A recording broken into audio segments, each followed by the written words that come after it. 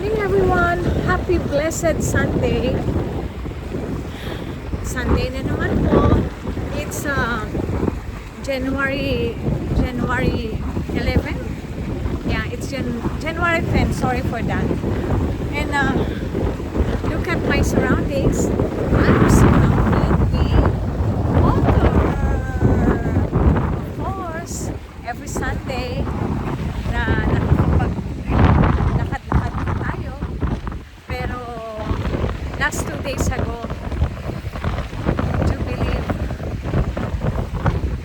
ang temperature here in Sydney, Australia was 40 to 41 degrees at sobrang init po. Talagang pati ako naapektuhan yung health at marami rin talagang na sana wala naman po yung nai-hits at naging maayos ang health ng bawat isa, kaibigan sa pamilya. At look at now, ito po ang weather namin ngayon after 2 days na super hot here in Australia. Since December, January and February is the summer season. But look at now, amazing, very strange na ang weather ngayon sobrang lamig naman. I think it's 16 up to 22 degrees the whole day. Yan po ang aming weather. Malamig, pero kaya po yung lamig. Hindi katulad ng mga winter time na malamig po talaga. You have to wear a proper jacket. Pero ngayon, ito lang, kaya ng katawan. And I'm here. Ito po ang paligid ko habang naglalakad. Yan po ang aking kapaligiran. Kalikutan ako ng dagat. Mga nag-exercise.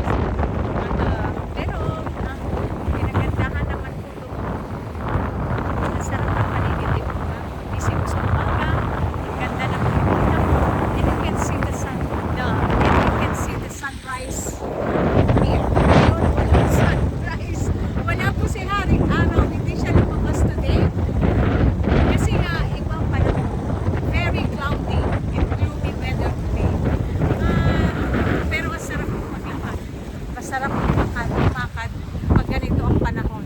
Tingnan niyo po, yan ang paborito kong pine tree dito sa Australia.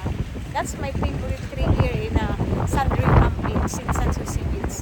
Kasi dito po, napapalibutan talaga ng mga puno. To avoid flooding. Sa ibang part po ng Australia, may mga flooding area na. Siguro po kasi yung iba natatayuan na ng mga apartments sa mga buildings. Pero napapalibutan ng dagat na maraming pine trees. Yun po ang pinagandahan dito sa Sydney, Australia. Okay po, samahan niyo po ako maglakad. Sarap maglakad din po.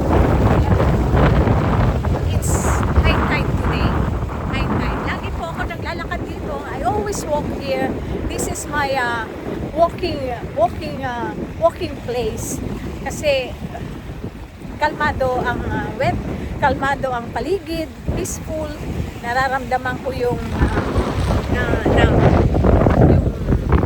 yung high in spirit ka na very peaceful ang paligid, nakakalma ka kahit marami kang iniisip at sa tabi ng dagat. Yung alam po dito sa Australia,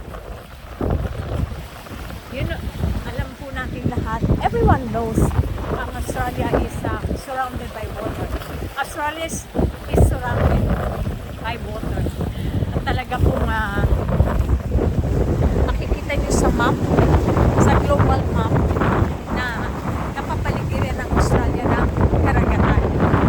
Pero mag-iingat po tayo sa mga sharks. Nandito po yung mararaming shark. Australia po yung pinakamaraming sharks sa karagatan. Pero yung mga surfing, may mga warning sign naman po eh. Katulad dito. Tulad po yan, may net. Yan, may net. May net. May net. Up there. They have net. And on the sides, they have net. They put nets para po hindi siya masukin ng sharks. Sana nga po 100%. Pero 100% po yan. Their nets are really durable. Talagang heavy duty po yung net na nilalagay nila. Kasi alam nyo na, para rin po na for the safety of the swimmer. At lalo na po yung mga old ones natin, the doctor required them to swim, most especially in the morning, para pampalakas ng para sa salt na rin ng katawan natin. Lalo na pag kakaedad, na iiba na po yung skin natin, medyo ano bang tawag ko na nangulubo. I don't know how you say that, but you know, everyone, lahat po tayo darating doon. Dumadating yung bata-bata, darating din tayo yung matanda na, pero lagi natin iisipin na maganda ang buhay. Life is beautiful. Stay young at heart na lang. Kaya po, yun ang maganda dito sa Australia. Yung safety ng everyone ang iniisip. Yan po. Maganda po, di po ba? Yan. From there, up to there,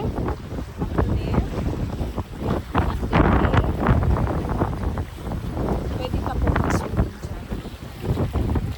Yan po ang hindi ka na pwede lumagpas doon sa net na yun kasi nandun na po yung mga warning sign. There's a warning sign that possible there's a shark there. Yan po ang mga tips na pwede kong ibigay sa inyo. Okay. Sarap po maglakad pag ganito ang panahon. Catching up the billions of negative ions. 1 hour po ako maglalakad para po masarap ang pakiramdam. Hindi lamang sa buong araw, sa araw-araw. Pag mainit, di ka makalakad. And the weather here is changeable. Talagang global warming na po tayo. Kaya yung mga naninigarilyo dyan, pasintabi lang po. Yung mga love our Mother Earth. Dito po kapag summertime, may rules pa ang Australia. Kapag summertime, iniiwasan nilang mag-barbecue ang mga houses. Mayroon po silang sinasabi na maaari sila hindi mag-barbecue para po hindi makasama sa environment, our environment na rin. And at the same time, hindi ka pwedeng magdilig ng halaman pag sobrang init, hindi ka pwedeng maglinis ng kotse maglinis ang kotse, go to the car wash area. And they can clean your car there. Kasi po doon ata, may control yung tubig na ginagamit nila. Pwede ka magdilig ng halaman. Siyempre, nauuhaw yung halaman kapag sobrang init. Didilig ka ng halaman after sunset. Yung talaga ngayon, yung panahon. Kasi kawawa din po yung mga plants natin kapag hindi nadiligan. Lalong-lalo na kapag during summertime, hindi na mainit. But anyways, thank God for the weather today and for the whole week. Ganito po ang weather namin. Very strange, hindi po ba? Summertime, pero malamig. Last week, sobrang init ng panahon. For the whole week last week, it was really, really hot. And now, starting today, and up to next week, this is our weather for the summertime. Ang summer po dito until end of February. Hopefully, laging ganito, okay na to sa akin kasi magandang panahon. Masarap din magtrabaho kapag hindi mainit. Yun po ang St. George sa coffee shop. Nandun po, may coffee shop doon. Sarap na kape. Pero I think now it's under renovation. I don't know kung kailan po sila magre-resume. Pero marami pong nagkakape dyan, lalo-lalo na kapag winter time. Okay. Salamat po. Salamat sa panonood ng video. Thank you. Thank you guys for liking and share my video. If you want to subscribe, I'm very thankful to everyone. At gusto ko ipakita lang sa inyo kung ano ang summer days dito sa Australia. Kahapon di ko napakita kasi sobrang init talaga. Sobrang init. Kahit ako naapektuhan last Friday. Hindi ko kinaya yung init. Sobrang init. Kung alam nyo lang po, nag-chill ako na hindi ko malaman, mainit yung pakiramdam. Sobra. First time, I felt for sa tanang buhay ko for the years of my life. First time ko naramdaman yun. And thank God for the healing. Salamat din sa mga prayers ng mga kapatid ko, yung mga mahal ko sa buhay, sa Pilipinas, sa Norway, sa Taiwan. Thank you guys. Thank you. Thank you sa partner ko kay Josephine. She really cares for me. I know that. Thank you, babe. And thank you for everyone. Thank you din sa mga taong may malasakit na nandoon sa akin during my hardest time. Thank you. Thank you Lord talaga. Lahat naman tayo nagpapasalamat sa Lord. Yung mga pagsubok, yung mga trials, kayang-kaya yun. Kapag He will never leave us or forsake us, guys. Trust me. It's 100%. I believe in His promise. Okay po. At have a great Sunday and enjoy life. Enjoy life to the fullest. At sa mga content creators, sa mga vlogger, hello po dyan. At may pinapanood pala akong vlog ngayon yung kay Zach and Danica. They are couples. And panoorin niyo po yun sa YouTube. At panoorin niyo rin ako sa YouTube. Maging yung kay Gala ni Seth. They are good vloggers. They are very good vloggers. And inspirational. May matututunan po kayo. At kung gusto niyo mag-travel, go in their YouTube. Marami po kayong makikita na gusto niyo makita na. At ako, nagsisimula pa lang.